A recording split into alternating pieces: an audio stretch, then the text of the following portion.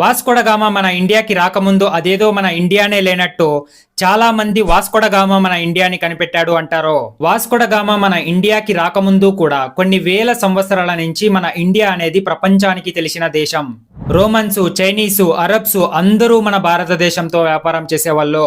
1498లో Vasco da Gama నిజంగా చేసిన పనేంటి అంటే, అతను కేవలం యూరోప్ నుంచి మన ఇండియాకి రావడానికి ఒక సముద్ర మార్గాన్ని మాత్రమే కనుక్కున్నాడు.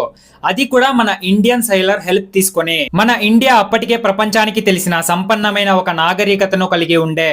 ఫస్ట్ టైం వాస్కోడగామా మన ఇండియాకి వచ్చినప్పుడు జామరీన్ అనే రాజు రిసీవ్ చేసుకున్నాడు. అతను 3 నెలల తర్వాత మన ఇండియా నుంచి తీసుకెళ్లిన మసాలాలను అక్కడ యూరోప్ లో అమ్మినప్పుడు అతనికి వచ్చిన ప్రాఫిట్ ఎంత అంటే, వాళ్ళు మన ఇండియాకి ఎక్స్పెడిషన్ చేసుకుంటూ వచ్చిన దానికైనా ఖర్చు కంటే 60 పట్లు ఎక్కువ ప్రాఫిట్ వచ్చింది.